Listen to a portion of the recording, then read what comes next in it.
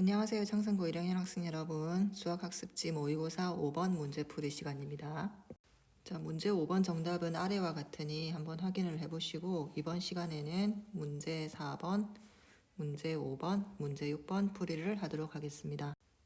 자, 문제 4번은 집합 x가 1, 2, 3, 4라는 원소를 가진 함수 f가 x에서 x로 가는 함수일 때 다음 조건을 만족시킵니다.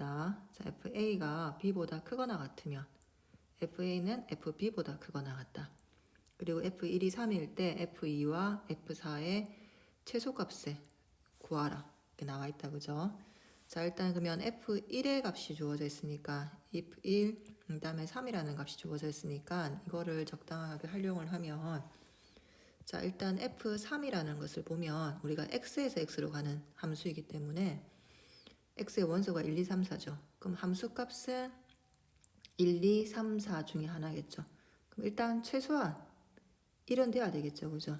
그래서 F3은 항상 1보다는 크거나 같다고 할 수 있죠.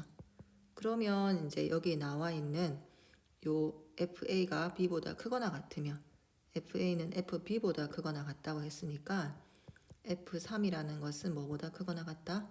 F1보다 크거나 같다. 이렇게 말을 할 수 있죠. 자, 그 다음에 F1이라는 것은 지금 뭐라고 주어져 있으냐면 3이라고 주어져 있죠. 이 말은 F1이 3보다 크거나 같다라고도 해석할 수가 있으니까 그러면 F1은 뭐보다 크거나 같죠? F3보다 크거나 같죠. 그러면 여기 나와 있는 요거하고 같이 보면 F3은 결국 뭐다? F3은 F1이랑 같은 걸 알 수 있고 F1이 3이라고 했으니까 이 값은 3이 되겠죠. 자, 조금 전에 했던 거를 1번이라고 두고 이제 두 번째 뭘 생각하는가 하면은 F2도 마찬가지로 생각해 봅시다. F2도 일단은 무조건 1보다는 크거나 같아야 되니까 위에 성질에 의해서 F2는 뭐보다 크거나 같다? F1보다 크거나 같다는 걸 알 수가 있죠. 자, 그 다음에 F1이라는 것은 아까 3이었죠. 그러면 3이라는 값은 항상 2보다는 크거나 같다고 말을 할 수 있으니까 F1은 어떻게 된다? F2보다 크거나 같다. 그러면 마찬가지로 우리가 여기서 알 수 있는 게 뭐가 되겠죠? F2는 F1보다 크거나 같고 F1이 F2보다 크거나 같으니까 둘이 같다는 걸 알 수 있죠. 그래서 F2도 F1과 같고 그 값은 얼마다? 3이 된다는 걸 알 수가 있죠. 자, 이제 마지막으로 F4의 값을 한번 생각해 봅시다. F4는 우리가 방금 전에 했던 것처럼 항상 1보다는 크거나 같다라고 말을 할 수 있으니까 F4는 뭐보다 크거나 같다? F1보다 크거나 같죠. F1은 3이었죠. 그래서 알 수 있는 사실은 뭐다? F4는 항상 3보다는 크거나 같다는 걸 알 수 있죠. 자, 그러면 더 이상은 우리가 찾을 수 있을 만한 성질이 없으니까 그럼 결과적으로 우리가 구할 게 F2 더하기 F4인데 F2는 3이라는 값이 나왔고 F4는 3보다 크거나 같다는 게 나왔으니까 결과적으로 어떻게 되는가 하면은 F2하고 F4의 최소값은 F2는 3이 되고 F4는 3보다 크거나 같으니까 결과적으로 6보다 크거나 같죠. 그래서 최소값은 6이 된다는 것을 알 수 있습니다. 자, 문제 5번을 봅시다. 문제 5번을 보면 자연수 전체 집합 U의 두 부분 집합 A. A는 1, 2, 4, 8, 16을 원소로 가지고 B는 이렇게 되죠. 그렇게 되고 X의 원소의 개수는 2개. 또 이런 성질을 만족시키는 U의 모든 부분 집합 X의 개수를 구하시오 되어 있습니다. 그럼 일단은 우리가 뭐부터 해야 되죠? 자, 요 B부터 방정식부터 풀어야 되겠죠. 방정식을 인수분해하면 x-1, x-3은 0이니까 x는 뭐가 나온다? 1 또는 3이 되겠죠. 따라서 B를 원소 나열법으로 나타내면 1과 3 이렇게 나온다. 그죠? 자, 그 다음에 여기 주어진 이 말은 어떻게 해석을 할 수가 있죠? 이 말은 어떻게 해석할 수가 있는가 하면은 x의 차집합과 a-b가 공집합이다. 그럼 x가 a 차집합 b의 부분집합이 된다는 걸 알 수 있죠. 그럼 a 차집합 b가 뭐냐면 여기 나와 있는 a에서 1, 3을 빼면 되니까 남는 거는 2, 4, 8, 16만 남죠.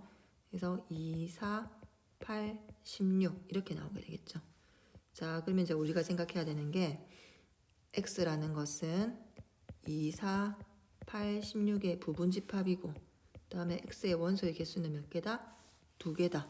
그럼 여기서 알 수 있는 게 그럼 x의 원소의 개수가 2개니까 여기 나와 있는 2, 4, 8, 16에서 2개를 가져와서 집합 x를 만들어주면 되겠죠.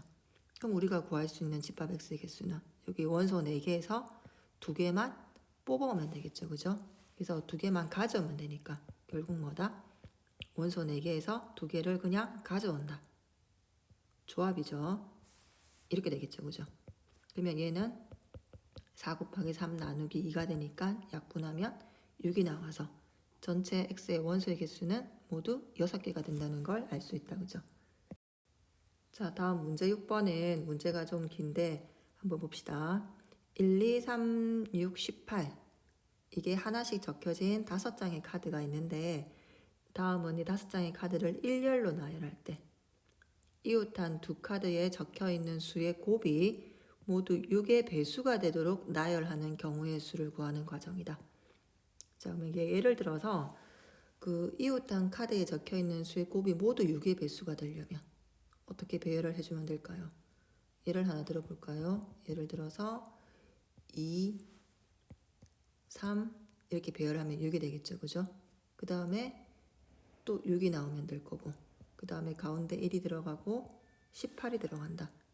이렇게 해주면 여기 2, 3은 6, 요것도 3, 6도 6의 배수, 6, 1도 6의 배수, 1 곱하기 18도 6의 배수가 되겠죠. 그죠?